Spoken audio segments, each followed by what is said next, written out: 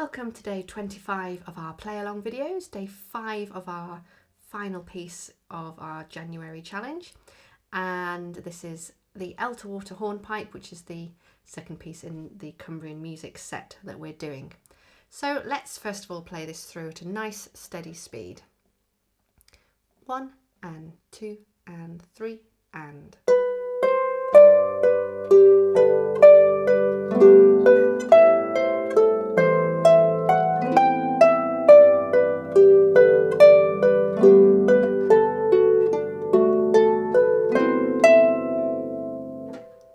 Now we'll try it a little bit faster. 1 and 2 and 3 and...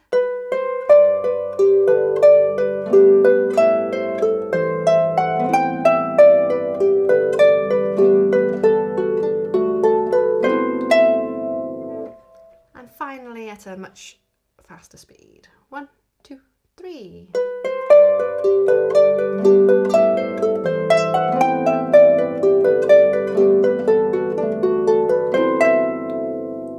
Okay, and just watch with your left hand that it's got the 3 quaver length note, the dotted crotchet, before you come in with that second note in that left hand there. Super, well done. The other thing to practice is going straight into this from yesterday's learning from the JaNEWary Crag hornpipe. So just for practice sake, I'll just quickly then play that through for you. So what I'm going to do is I'm going to play from the second half of the JaNEWary Crag hornpipe, lines 3 and 4, straight into the start of this. And I'm just going to do this at a sort of middling speed so that you can hear it and have a little play through if you want. Not full speed, but not the slowest either. So this is the third line of JaNEWary Crag hornpipe, as if for the last time, going straight into the Elterwater hornpipe. 1, 2 and 3 and...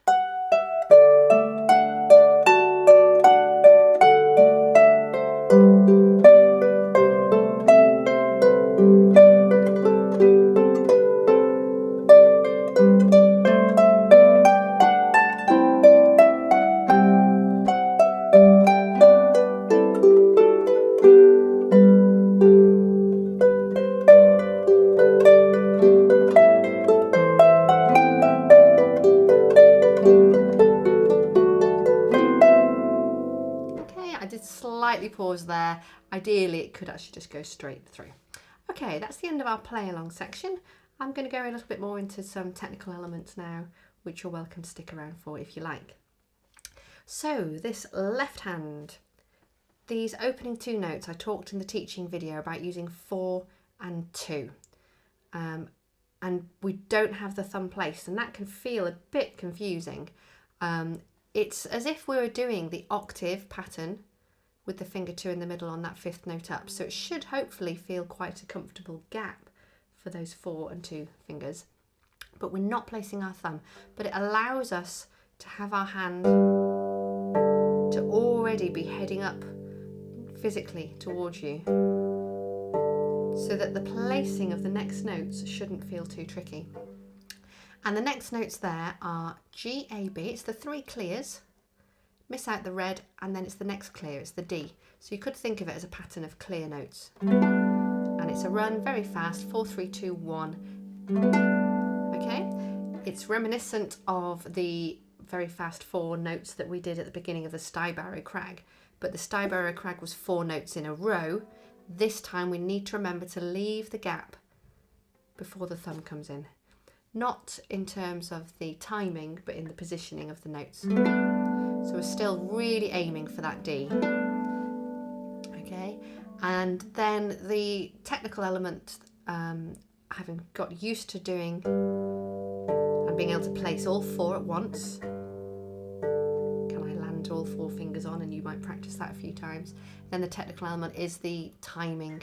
So the timing is that the first note has to last for 3 quaver counts. So 1 and 2 and 3 and 4 and 1 and 2 and 3 and 4 and remember that the run is just before the 4th beat. 1 and 2 and 3 and 4 and the thumb lands on beat 4. Okay, and then the rest of the left hand there, it's just knowing which the notes are, but it's the same pattern of what's happening there. Okay, in the top hand, this is another one of these sections where the top hand doesn't come off at all if you're placing it really well. So 3, 2, because we're heading up, but then before you play that thumb, open out the triad shape and you're heading down, 1, 2, and then before you play 3, you get the triad shape back on, heading back up, and then on to go down, and then on to go back up, but reach your thumb 1 note higher to the E. Then triad shape from the E, so E, C, A. Triad shape is where you miss out a string, you don't play the string in the middle. Back up, same notes. Then cross under with finger 2, so if everything's nicely bent in, this is really straightforward. Play that thumb, open it onto the G, open finger 2 onto the E, cross over with your thumb, and then open out the triad shape again. And it's down and then back up and back down, then heading back up with finger 2, then cross over to the A in the middle, and then open out the triad shape. Back up, cross under with finger 3 to the B, and it's B, C and E. And this E I mentioned in the teaching video is going to be a slide, so you can just practice pushing that E, even though you haven't got any sort of anchor to go with. Practice pushing that E onto the D and let it be heard, and then it's just a matter of putting it all together. So I'll do that one last time for you now from the top of the page, nice and steady. 1 and 2 and 3 and